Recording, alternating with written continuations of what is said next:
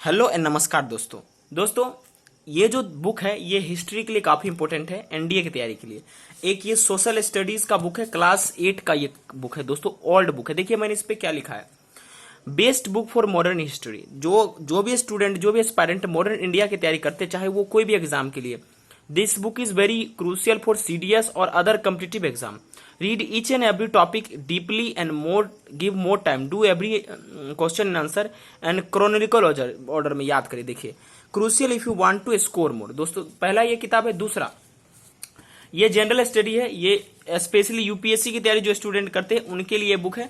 हालांकि मैं यूपीएससी की तैयारी नहीं करता, फिर भी मैं एक छात्र हूं अभी भी, और मैं आप लोगों को पढ़ाता भी हूं एनडीए के लिए। ठीक है, तो दोस्तों आप बुक अभी ना खरीदे। ठीक है, आपको मैं बुक खरीदने की सजेस्ट नहीं कर रहा हूं, ये सब बुक आपको खरीदना नहीं है। लेकिन दोस्तों, मैं मॉडर्न इंडिया का जो इंपॉर्टेंट चैप्टर जो एग्जाम में फंस सकता है, जिससे क्वेश्चन आ सकता है, मैंने इस दोनों बुक्स को पढ़ा है। ठीक है, और इसमें से मैंने जो इंपॉर्टेंट नोट्स है आपके लिए निकाल कर रखा है, उस नोट्स से मैं आपको पढ़ाने वाला हूं। ठीक है, चलिए आज हम मॉडर्न इंडिया का लेक्चर स्टार्ट करते हैं। ठीक है, हम लोग लेक्चर स्टार्ट करेंगे। ये मेरा पर्सनल नोट है जिससे मैं खुद पढ़ता हूं और किसी भी एग्जाम में जाता हूं उसकी मैं देता हूं, और हिस्ट्री का अच्छा करके मैं आता हूं। ठीक है, देखिए हर एक इंसान हर सब्जेक्ट में माहिर नहीं होता है। ठीक है, कुछ ना कुछ उसमें कमी हो जाता है जिसकी वजह से वो फेल होता है। आप किसी टीचर को भी क्रिटिसाइज ना करें। ठीक है, क्योंकि वो भी कोई एक फील्ड में एक्सपर्ट होते हैं। ठीक है, देखिए आज मैं आपको पढ़ाने वाला हूं religious and social reform movement. ठीक है, देखिए ये किसी भी एग्जाम में मैक्सिमम इससे बहुत ज्यादा क्वेश्चन पूछा जाता है और स्टूडेंट लोग इसे अवॉइड कर देते हैं और इसका ना तो नोट्स बनाते ना ही ठीक ढंग से पढ़ते हैं।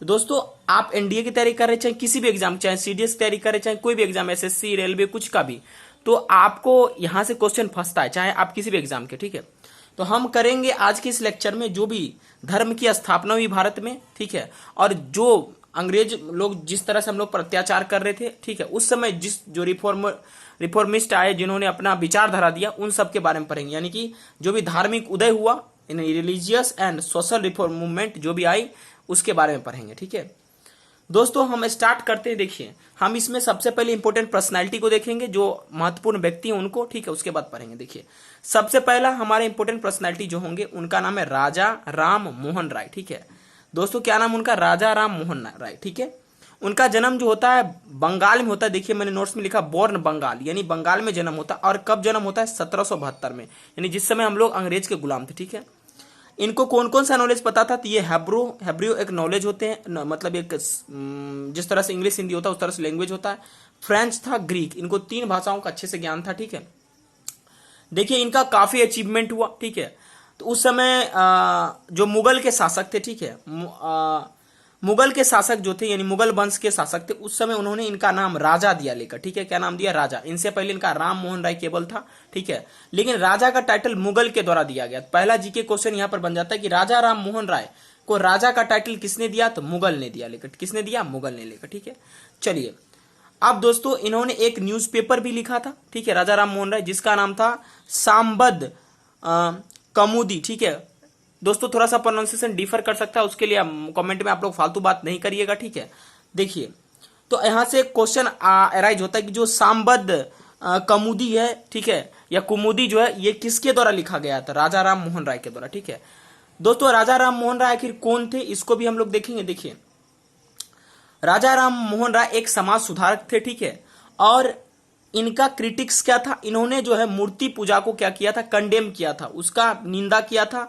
खास करके जो राइट्स और रिचुअल्स होते हैं, जैसे धर्म में मतलब जैसे हिंदू धर्म में जो बलि दिया जाता, रिचुअल्स किया जाता, अनुष्ठान किया जाता, उसका ये खिलाफ थे। खास करके आइडल वर्शिप, यानी मूर्ति पूजा के खिलाफ ये पूरा था कि देखिए मूर्ति पूजा नहीं होना चाहिए। ठीक है, इसकी बात ये किया करते थे। ठीक है, तो आइडल वर्शिप जो है, यानी आइडल वर्शिप जो है, यानी मूर्ति पूजा का जो है कंडेम, यानी अवहेलना किसने किया, या किसने कहा कि मूर्ति पूजा मत करो? ठीक है, तो उनका नाम था राजा राम मोहन राय। ठीक है, क्लियर हो गया?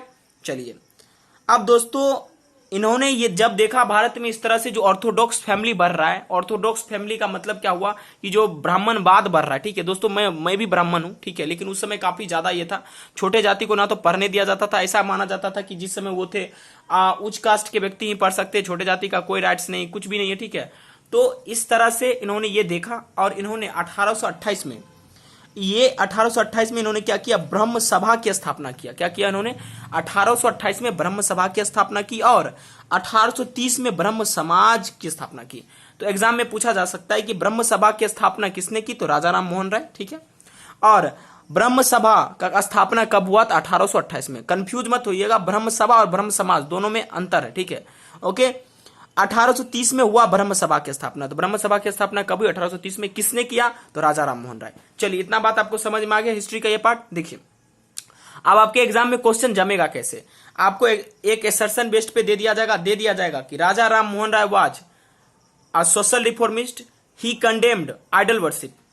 उसके बाद ऑप्शन में दे दिया जाएगा इनमें से कौन सही है, पहला दूसरा का सही उत्तर है या दोनों सही है, इनमें से कोई सही नहीं है। तो क्या आप आंसर नहीं दे पाएंगे। तो राजा राम मोहन राय एक क्या थे, समाज सुधारक थे। उन्होंने मूर्ति पूजा की अवहेलना की, विरोध किया, राइट्स और रिचुअल का भी विरोध किया। उनको राजा का टाइटल मुगल के द्वारा दिया गया, ठीक है। और उसके बाद सांबद कुमुदी उनका लिखा हुआ न्यूज़पेपर था, ठीक है, जो चलता था। 1828 में ब्रह्म सभा की स्थापना हुई, 1830 में ब्रह्म समाज की स्थापना हुई। दोस्तों इसको भारत में माना जाता है ये फर्स्ट ऑर्गेनाइजेशन था, ठीक है, समाज सुधार के क्षेत्र में, यानी समाज सुधारक के क्षेत्र में, ठीक है। दोस्तों इसका एक इंपॉर्टेंट पॉइंट क्या था, जो ब्रह्म सभा था यानी ब्रह्म समाज जो था, उसका एक बहुत ही बड़ा मोटो था कि देखो लोगों को जागरूक तो करना है, लेकिन हमें दूसरे कास्ट को अटैक नहीं करना है, यानी दूसरे धर्म पर अटैक नहीं करना है। जैसे कि कोई और धर्म है, ठीक है, उस पर हमें अटैक नहीं करना, ठीक है। जैसे कि कोई और रिलीजन है उस पर हमें बिल्कुल अटैक नहीं करना, उसके बारे में बुरा भला नहीं करना। फॉरबिड मतलब इनके जो भी मेंबर थे, अपने मेंबर को, जो भी ब्रह्म सभा से जुड़े हुए मेंबर थे, ब्रह्म समाज के जो भी मेंबर थे, उन मेंबर को कहा गया कि देखिए आप जो है इस और कोई भी रिलीजन को कंडेम नहीं करेंगे, आप लोगों को जागरूक करिए कि मूर्ति पूजा कम करें, ठीक है, लोगों की सेवा करें, ठीक है, महिलाओं को उत्थान के लिए काम करें, लेकिन आप जो है उनको क्या करेंगे, ये नहीं कहेंगे कि तुम अपना धर्म बदलो, ये हम जो अडेप्ट करो उसे कर लो, ठीक है।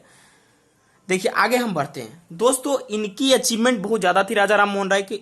देखिए इनकी ग्रेट वर्क क्या थी, तो इन्होंने एबोलिशन किसका किया, तो सती प्रथा का जो था उसमें 1829 में ये हुआ था, ठीक है। पॉलीगैमी, उसके साथ साथ पॉलीगैमी का या पैलीगैमी जिसको बोलते हैं कि यानी कि दो शादी, ठीक है, दो मैरिज, ठीक है। इन्होंने किस पे काम किया, वुमेन एजुकेशन पर भी इन्होंने काम किया, महिलाओं की शिक्षा पर ज्यादा इन्होंने फोकस दिया, क्योंकि उस समय महिलाओं को नहीं पढ़ाया जाता था और शिक्षित रखा जाता था, ठीक है। और वुमेन के लिए जो इनहर्ट प्रॉपर्टी होता था, वुमेन राइट्स भी मिलता था। जैसे कि पहले था कि भाई वुमेन को प्रॉपर्टी नहीं मिलता था, लेकिन इन्होंने उसके लिए भी काम किया और उनको भी ये जो है राइट्स दिलवाए, ठीक है। देखिए जब जैसे जैसे ब्रह्म समाज बढ़ा, ठीक है, तो उसी तरह से जो दो लीडर और इसमें जुड़े ब्रह्म समाज में, एक का नाम था देवेंद्रनाथ टैगोर और दूसरा का जो नाम था उसका नाम था केशव चंद्र सेन, ठीक है। अब देखिए ये नोट्स है, तो इसीलिए जो केशव चंद्र सेन है इनको हम 3 मान लेते, ठीक है, क्योंकि एक मैंने यूज किया, यहां पर आप एक देख रहे हैं, एक का मतलब हुआ राजा राम मोहन राय, ठीक है। इस तरह से मैंने मार्क कर दिया ताकि आपका नोट्स में जगह कम हो, ठीक है। देखिए अब एक बार समझ लिया आपने कि केशव चंद्र सेन और देवेंद्रनाथ टैगोर, ठीक है, दो लीडर ब्रह्म समाज में जुड़े जब ब्रह्म समाज आगे बढ़ा, ठीक है। दोस्तों देखिए अब जैसे जैसे कोई लोग आएंगे, जैसे कि हमारा देश आजाद हो रहा था, है ना, तो जब देश हमारा आजाद हो रहा था उस समय अलग अलग थे, गरम दल के थे, ठीक है, एक नरम दल के थे, ठीक है। तो सबका मत एक ही था कि हमें देश को आजाद दिलाना है, ठीक है, आजाद करवाना है, आजादी देना है, लेकिन सब अलग अलग थे। कोई कहता था कि अंग्रेज बात थोड़ा तोड़िए देंगे ससुरा, यहाँ आता है तोड़िए भगा देंगे। कोई ये कहता था कि नहीं हम लोग आराम से अंग्रेज से लड़ेंगे और उससे जीत कर जाएंगे, ठीक है। लेकिन दोस्तों इस तरह का रिफ्ट हुआ जिसके वजह से बहुत सारे जो है जो भी जैसे हमारे वीर व्यक्ति थे जिन्होंने हमें आजादी दिलवाया, वो उनमें रिफ्ट हुआ, वो भी अलग हुए, अपने अपना पार्टी बना लिए, ठीक है। देखिए उसी तरह से 1866 में रिफ्ट हो गया, किसमें, तो भाई रिफ्ट हो गया, रीजन क्या था, तो proclaim 3 freedom from bondage caste, ठीक है। देखिए उससे पहले क्या कह रहा था, देखिए गौर से समझिएगा, ब्रह्म समाज क्या कह रहा था, भैया देखो लोगों को आइडल वर्शिप से मना करोगे, उसके साथ साथ उसके धर्म पर अटैक नहीं करोगे। तो यहां पर सीधे सीधे केशव चंद्र सेन कौन कह रहे, केशव चंद्र सेन कौन है, इसके मेंबर हैं अभी ज्वाइन किए हुए मेंबर। तो 1866 में सीधा सीधा केशव चंद्र सेन क्या कहते, देखिए भैया ये बॉन्डेज उन्डेज जो कास्ट सिस्टम है ना, इस सबको छोड़ दीजिए, कास्ट सिस्टम के बेरी से आप निकल जाइए। यहां से इन्होंने क्रिटिसाइज कर दिया, क्योंकि पहले ये बोल रहे थे कि भैया दूसरा धर्म पर अटैक नहीं करता, ये सीधे करे भाई कास्ट उस्ट होता नहीं, धर्म कोई चीज होता नहीं, ठीक है। अब इन्होंने किस पे फोकस किया केशव चंद्र सेन ने, ठीक है, इन्होंने कहा देखिए भैया इंटरकास्ट मैरिज हो सकता है, यानी मतलब थोड़ा से ज्यादा पढ़े लिखे थे, तो इनको इंटरकास्ट मैरिज पे ज्यादा दिखा दिया, ठीक है। और इन्होंने इससे पहले जो है, जो विडो होती थी, जो हमारी विदुषी होती थी, जिनका पति मर जाती थी औरत का, उनका शादी नहीं होता था। लेकिन इन्होंने कहा नहीं नहीं, देखो विडो का रीमैरिज होगा, ठीक है। और इन्होंने कंडेम किया कास्ट डिवीजन की, भाई ये ब्राह्मण शूद्र वैसे सब कुछ नहीं होता, ठीक है, पढ़े लिखे हो आगे बढ़ेंगे, ठीक है, ओके। इसके साथ साथ केशव चंद्र जो है, ठीक है, देखिए इतना ही नहीं किया, उन्होंने हिंदू सी वोयाज को भी क्या किया, कंडेम किया। हिंदू सी वोयाज का मतलब कि जैसे सी को क्रॉस करना हिंदू में शायद पाप माना जाता है, जो सी को क्रॉस करता है, ठीक है, इस तरह से चीजें था, इनका भी इन्होंने कंडेम किया, ठीक है। क्लियर है बातें? चलिए, कौन? तो केशव चंद्र सेन ने। चलिए, इतना बात क्लियर हो गया आपको पूरे पूरे बात में, ठीक है। किसके? तो आपका ब्रह्म समाज के बारे में, ठीक है, कि किस तरह से ब्रह्म समाज में रिफ्ट आया, लोग अलग हुए ब्रह्म समाज से, ब्रह्म समाज किस तरह से टूटा, किस तरह से आगे बढ़ा, ये सब चीजें, ठीक है दोस्तों। अब इसका पार्ट 1 इतना आपका होता है खत्म। जो भी क्वेश्चन आना होगा यहीं से आएगा, इससे बाहर कोई भी क्वेश्चन नहीं जाएगा, ठीक है। क्योंकि ये जो है नोट्स बनाएगा दो किताब की मदद से। एक किताब आपका जनरल स्टडी हिस्ट्री का था, ठीक है, जो कि यूपीएससी के लिए प्रिपेयर किया जाता, और एक किताब था ये मॉडर्न इंडिया क्लास 8, इससे लिया गया, ठीक है। क्लियर बात है? चलो अब हम आगे समझते हैं प्यारे दोस्तों। अब पार्ट 2 को समझते हैं। जैसे जैसे लोग आगे बढ़े, ठीक है, उस तरह से शिक्षा पर भी तमंचो दिया गया, ठीक है। और उसके बाद जो है हिंदू कॉलेज कोलकाता में हिंदू कॉलेज खोला गया, ठीक है। वहां पर 1827 में हिंदू कॉलेज की जो स्थापना हुई, खोली गई, वहां पर फाउंड की गई, ठीक है। और डेविड, इनका नाम था डेविड कैरेर, जो है पता नहीं नाम थोड़ा सा मिस हो रहा है, ठीक है, ये इंटरेस्टेड मैन थे इसमें, ठीक है। और हेनरी डोरोजो, ठीक है, बाद में एक टीचर के रूप में इसमें इन्होंने ज्वाइन किया, ठीक है। देखिए, हिंदू कॉलेज स्थापना करने का कारण था कि जो पढ़ने वाले बच्चे वो आगे निकल गए, ठीक है। देखिए, अब ये हेनरी जो डोरिजो थे, इनका जो था यंग बंगाल मूवमेंट में सबसे बड़ा हाथ था, ठीक है। क्लियर है बातें? चलिए, अब देखिए इसका ऑब्जेक्टिव क्या था। ये जो यंग बंगाल मूवमेंट था, इसका क्या मेन मुख्य मोटो क्या था? देखिए, इसका मुख्य मोटो था कि भैया फ्रीडम फॉर वुमेन, ठीक है, वुमेन के लिए फ्रीडम होना चाहिए, ठीक है। डिस्कस हुआ करता था literature, history plus philosophy science, जिससे अंग्रेज का रीढ़ का हड्डी टूट सकता था। जितना ज्यादा लोग शिक्षित होते उतना ही अंग्रेज के खिलाफ कानूनी कार्रवाई होता। क्योंकि हमारे भारत में इंग्लिश न्यूज़पेपर पढ़ने नहीं दिया जाता था लोगों को, इसलिए क्योंकि अगर वो पढ़ लेते तो जागरूक हो जाते, क्योंकि वर्ल्ड वार चल रहा था, जागरूक होते तो यहां पर भी रिबेल हो जाता, जिससे अंग्रेज को कंट्रोल करना मुश्किल हो जाता, ठीक है। चलिए, अब आगे हम समझते हैं। ये इतना ही था, आपको समझना था। चलिए, आई थिंक ये नोट्स बहुत ही बेहतरीन है। इससे अगर आपने पढ़ लिया इस नोट्स को, अगर आपको चाहिए ये नोट्स, तो आप हमें कमेंट में पिन कर सकते हैं, ठीक है। आपको हम कमेंट में इस नोट्स को डाल देंगे, ठीक है। अब पार्ट 3 समझते हैं इसी का। देखिए, अब ईश्वर चंद्र विद्यासागर, ये बहुत ही इंपॉर्टेंट पीपल है, ठीक है। जिस तरह से हम एक पर्सनैलिटी देखे थे राजा राम मोहन राय, ठीक है, उसी तरह से ईश्वर चंद्र विद्यासागर है, ठीक है। ब्राह्मण परिवार में इनका जन्म होता है 1820 में, ब्राह्मण फैमिली के थे, ठीक है। इनको टाइटल विद्यासागर का किसने दिया? टाइटल विद्यासागर का किसने दिया? ठीक है, तो इनके पास जो है मतलब बहुत ही ज्यादा नॉलेज था, इसी के लिए इनको टाइटल विद्यासागर का मिल गया, ठीक है। इनका नाम ईश्वर चंद्र ही था, लेकिन विद्यासागर इनको मिल गया। जिस तरह से राजा मिल गया टाइटल मुगल के द्वारा राजा राम मोहन राय को, उसी तरह से इनको विद्यासागर मिल गया टाइटल, ठीक है, क्योंकि ये विद्या का भंडार थे। इन्होंने वेस्टर्न थॉट जो है, संस्कृत में वेस्टर्न थॉट की वेस्टर्न के हिसाब से पढ़ने का जो तरीका इन्होंने डेवलप कर दिया। देखिए, इनको मॉडर्न जो मतलब बंगाली लैंग्वेज है, ठीक है, बंगाली भाषा है, मॉडर्न बंगाली भाषा, उसके फादर माना जाता है, ओरिजिनेटर इनको माना जाता है, ठीक है, ईश्वर चंद्र विद्यासागर का। इन्होंने सबसे बड़ा इनका काम क्या था कि इन्होंने जो विदुषी थी, विडो महिला थी, उनको अपलिफ्टमेंट का इन्होंने काम किया, उनको उत्थान के लिए इन्होंने काम किया, उनका क्या किया, उनके डिग्निटी को ध्यान रखते हुए उनको इन्होंने ऊपर उठाया, ठीक है।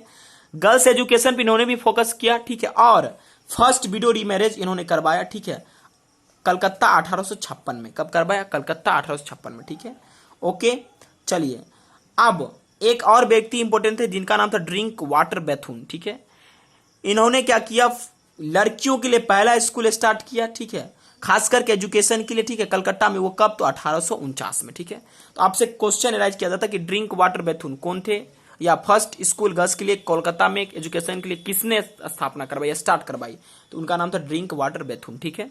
क्लियर है? चलिए, अब हम पार्ट 3 पे थोड़ा सा गौर करते हैं। वो तीसरा समाज है प्रथन समाज, यानी कि इसका हम लोग जैसे कि ब्रह्म समाज था उसी तरह से अब आएगा प्रथन समाज, ठीक है। देखिए, सबसे पहला ऑर्गेनाइजेशन आएगा तो भाई वो ब्रह्म समाज, ठीक है।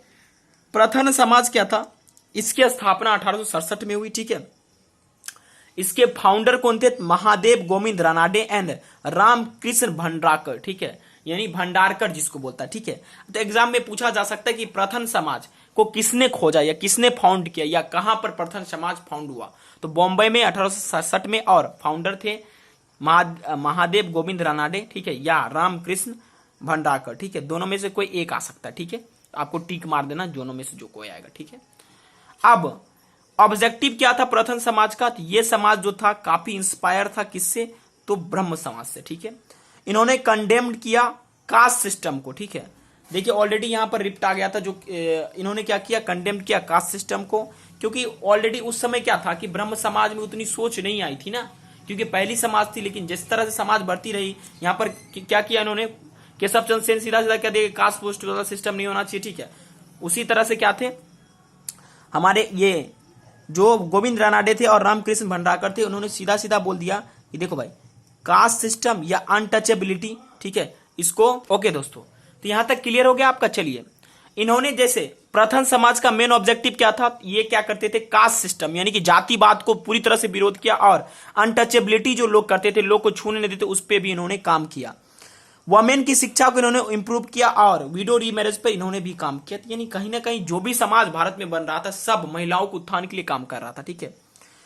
देखिए गोविंद रानाडे इतना ही नहीं थे, ये भी बड़े महान व्यक्ति थे। इन्होंने क्या किया कि इंडियन नेशनल कॉन्फ्रेंस 1887 में इन्होंने फाउंड किया था, ठीक है। क्लियर है बातें। चलिए इतना बात आपको क्लियर हो गया। चलिए एक बार हम आपसे ऑब्जेक्टिव पूछ लेते इतना चीज का, ठीक है। अगर मैं आपसे पूछूं कि मेरे साथ बोलिएगा कि ब्रह्म समाज की स्थापना किसने की, राजा राम मोहन राय, ठीक है। राजा राम मोहन राय को राजा का टाइटल किसने दिया, तो मुगल ने दिया, ठीक है, ओके। ब्रह्म समाज की स्थापना कब हुई, 1830 में हुई। भारत का प्रथम ऑर्गेनाइजेशन ब्रह्म समाज था। ब्रह्म समाज का मेन काम क्या था, आइडल वर्शिप को क्या करना, कंडेम करना, ओके। ब्रह्म समाज में क्या कहता था पहले, तो ब्रह्म समाज कहता था भाई देखो अटैक नहीं करना दूसरे धर्म पर। ब्रह्म समाज में रिफ्ट कब आया, जब ईश्वर चंद्र विद्यासागर, सॉरी माफ करिए, केशव चंद्र या देवेंद्रनाथ टैगोर जो है, केशव चंद्र जब बोल दिया कि भैया देखो बॉन्डेज से फ्रीडम होना चाहिए, कास्ट से फ्रीडम होना चाहिए, इंटरकास्ट मैरिज होना चाहिए, विडो मैरिज होना चाहिए, ठीक है। अच्छा, हिंदू सी वोयाज को किसने कंडेम किया, तो उनका नाम था आपका केशव चंद्र सेन, ठीक है। हिंदू कॉलेज कहां पर स्थापना हुई, तो कलकत्ता में। फाउंडर कौन थे, तो भाई हेनरी और डेविड, ठीक है, दोनों फाउंडर थे। यंग बंगाल मूवमेंट का किसने यंग बंगाल मूवमेंट का मेन व्यक्ति कौन था, हेनरी डोरजो, ठीक है। यंग बंगाल मूवमेंट का मेन ऑब्जेक्टिव क्या था, 5 ऑब्जेक्टिव, यानी 5 का मतलब यह हुआ यंग बंगाल मूवमेंट, इसका मेन ऑब्जेक्टिव था कि वुमेन के लिए अपलिफ्टमेंट के लिए, जैसे लिटरेचर हिस्ट्री वगैरह पर काम करना, ठीक है। ईश्वर चंद्र विद्यासागर की बातें कर लेते, ठीक है। वे एक ब्राह्मण परिवार में जन्म लिए थे, 1820 में उनका जन्म हुआ। उनको विद्यासागर का टाइटल दिया गया। 1 मिनट दोस्तों, 1 मिनट दोस्तों, थोड़ा सा बाहर है तो थोड़ा सा आवाज आएगा, थोड़ा सा मेरे घर में लगन का टाइम है, तो इस वजह से। देखिए यहां तक क्लियर हो गया। अब आगे हम आते हैं। देखिए मॉडर्न बंगाली लैंग्वेज का ओरिजिनेटर किसको कहते हैं, ईश्वर चंद्र विद्यासागर को। इतना न्यूमेरिकल बन रहा है। फर्स्ट गर्ल्स स्कूल क्या न्यूमेरिकल मैंने बोला, फर्स्ट स्कूल जो है गर्ल्स के लिए कहां खोला गया, कलकत्ता में। फाउंडर ड्रिंक वाटर बेथुन स्टार्ट किया उन्होंने। प्रथम समाज का स्थापना किसने किया, बॉम्बे में स्थापना हुआ, महादेव गोविंद रानाडे या रामकृष्ण भंडारकर ने किया।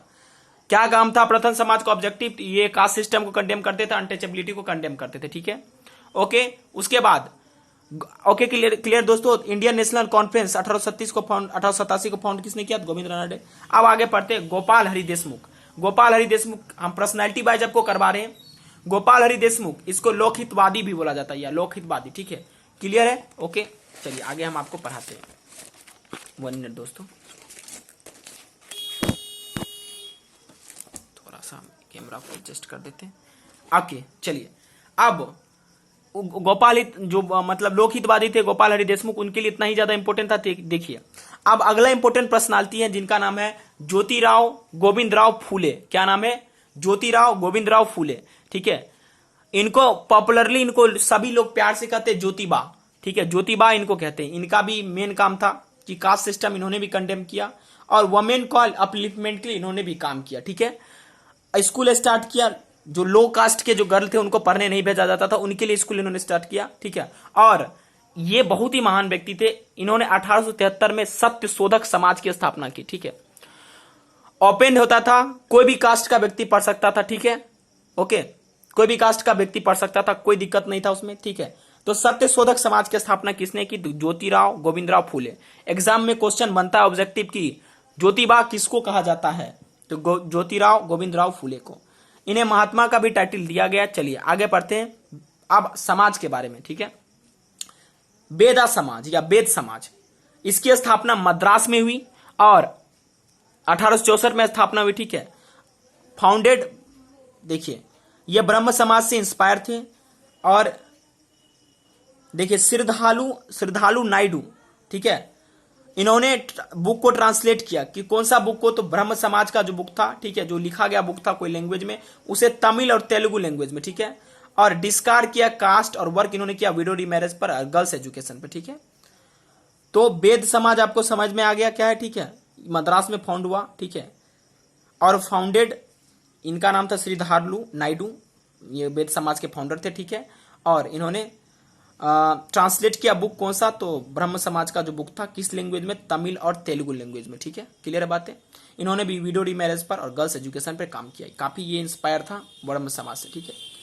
अब अगले व्यक्ति हैं जो इंपोर्टेंट पर्सनैलिटी, उनका नाम है नारायण गुरु, ठीक है।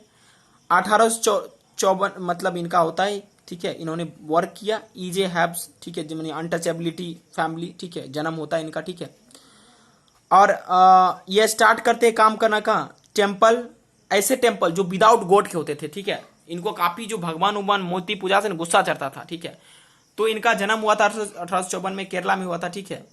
अनटचेबल फैमिली में, ठीक है, ऐसे फैमिली में जो ऑर्थोडॉक्स फैमिली कहते हैं ये इसको छुआछूत है वगैरह, ठीक है। अब तो ऐसा नहीं रहा, ठीक है, सब ब्राह्मण का बच्चा, सबका बच्चा एक साथ रह सकता है, विशेष प्रॉब्लम नहीं है अब, ठीक है। लेकिन पहले के जमाने में तो था। इन्होंने स्टेबलाइज किया। दोस्तों मैं पूरा डिटेल नहीं बता रहा हूं, ठीक है, आप ये मत समझिएगा कि सर नहीं बता रहे, छोड़ के चल रहे, ठीक है। इन्होंने स्टेब्लिश किया एक मंदिर की इन्होंने स्थापना की, बिना भगवान का मंदिर, ठीक है, नारायण गुरु, बिना भगवान का मंदिर। 1903 में इन्होंने श्री नारायण धर्म परिपालन योगम को शुरुआत किया, ठीक है। इन्होंने 1903 में श्री नारायण धर्म परिपालन योगम का जो इन्होंने क्या किया? स्थापना किया। ओके, पेंसिल किधर गया भाई, ठीक है। अब तो यहां से कुछ प्रश्न बनता है कि नारायण गुरु, ठीक है, कौन ऐसे पर्सनालिटी थे जिन्होंने बिना गॉड के मंदिर की स्थापना की या उसकी शुरुआत की? तो उनका नाम था नारायण गुरु, ठीक है। नारायण धर्म परिपालन योगम किसके द्वारा स्थापना है? तो नारायण गुरु के द्वारा, ठीक है। One cast one religion one God for all किसका कहावत था? किसने कहा ये one cast one religion one God for all? तो ये थे नारायण गुरु। क्लियर है दोस्तों? इतना तक ऑब्जेक्टिव क्लियर है। चलिए अब आगे पढ़ते हैं दयानंद सरस्वती जी के बारे में, ठीक है। जिस तरह से हमारे राजा राम मोहन राय इंपोर्टेंट थे, उसी तरह से दयानंद सरस्वती भी इंपोर्टेंट है। नॉर्थन इंडिया के थे, नॉर्दर्न इंडिया जिसको बोलते हैं, ठीक है। ओरिजिनल नाम था मूल शंकर। एग्जाम में पूछा जा सकता है मूल शंकर किसका ओरिजिनल नाम था? तो दयानंद सरस्वती का, ठीक है। जन्म होता है, ठीक है, अब इनका क्लियर नहीं पता है, ठीक है, 1824 में जन्म होता है, ठीक है। अब इनका कोट क्या है? गो टू वेदास, ठीक है। आखिर ये इनका काम क्या था बताते हैं आपको, ठीक है। इन्होंने आर्य समाज की स्थापना की। तो आर्य समाज की स्थापना किसने की? अभी ट्रिक में बताऊंगा। तो राजा राम मोहन राय ने, ठीक। ओ सॉरी, माफ करिएगा दोस्तों, गलती से मैं बोल दिया दयानंद सरस्वती, ठीक है, गलती हो गया, ठीक है। आर्य समाज की स्थापना किसने की? दयानंद सरस्वती ने, ठीक है। कहां पर स्थापना की? तो बॉम्बे में, ठीक है। 1875 में स्थापना हुई और बुक सत्य अर्थ प्रकाश लॉन्च हुआ। और आर्य समाज अपोज करता था चाइल्ड मैरिज को। बहुत अच्छा काम किया उन्होंने चाइल्ड मैरिज को, मुझे अच्छा लगा। इस सबसे ज्यादा मुझे कोई अगर समाज प्रभावित किया तो मुझे आर्य समाज प्रभावित किया, ठीक है। इन्होंने सपोर्ट किया रीमैरिज को, ठीक है, हालांकि सबने सपोर्ट किया, ठीक है, रीमैरिज को। और इन्होंने दयानंद एंग्लो वैदिक स्कूल भी है लाहौर में, ठीक है, था उस समय, पता नहीं आज है कि नहीं, मैंने सर्च इसे नहीं किया गूगल पे। आप सर्च करके बताइए क्या अभी भी दयानंद एंग्लो वैदिक स्कूल लाहौर में है या नहीं, क्योंकि लाहौर के लोग तो समझ रहे ना, पाकिस्तान से आते हैं तो पता नहीं क्या होगा, ठीक है। अब इसका ट्रिक कैसे याद रखेंगे? देखिए, तो एडी पहनो वेद में जाओ, ठीक है। ट्रिक याद करने का तरीका, एडी समझते हैं ना, जो हम लोग बैट बॉल खेलते हैं तो लगाते हैं अपने अंदर के प्रोटेक्शन के लिए, ठीक, वही एडी पहनो वेद में जाओ। तो आर्य समाज की स्थापना किसने की? दयानंद सरस्वती ने, ठीक है। पहनो वेद में जाओ, इनकी कोट क्या थी? वेद में जाओ, गो टू वेदास, ठीक है। क्लियर दोस्तों? आई होप कि आपका ये क्लियर हुआ होगा। दोस्तों आज के लिए इतना ही, ठीक है। अगर ये आपको ये वीडियो अच्छा लगा है तो आप हमें बोलिए सर और वीडियोज लाइए इस तरह का, हम और वीडियो लेकर आपके लिए आएंगे। थैंक यू यार दोस्तों देखने के लिए, ठीक है। आप जरूर इतना करके जाइएगा एनडीए के एग्जाम में। जो मैं एनडीए के लिए जो मॉडर्न इंडिया का जो लेक्चर ला रहा हूं, अगर आपने इसे पूरा कर लिया आपको पास करने से कोई नहीं रोक सकता, ठीक है। धन्यवाद दोस्तों वीडियो को देखने के लिए।